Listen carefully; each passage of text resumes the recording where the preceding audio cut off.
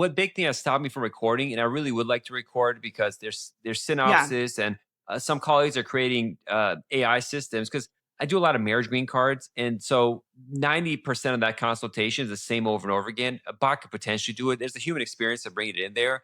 For people who don't want to pay for a consultation because we do paid, it could be a way to get everything up and running.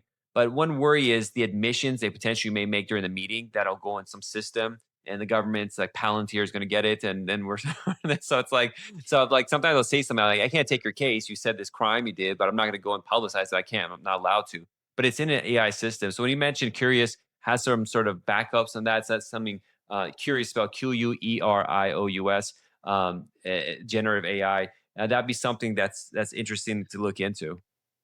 Well, what she said, because I asked her a lot of questions. I was just really curious, actually.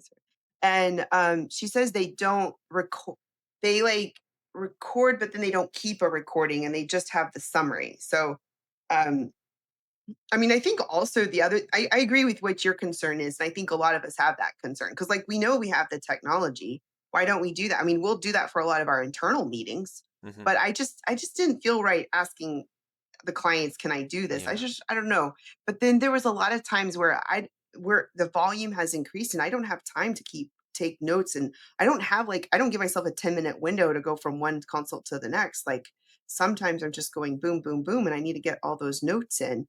But also there's been times where the client like tells me this amazing story and I'm like, "Okay, well, what you just told me, go put that in a statement." And my thought is like, if I would have just recorded that, Yeah. then we could have had a really good draft of your VAWA statement, your asylum statement, your whatever.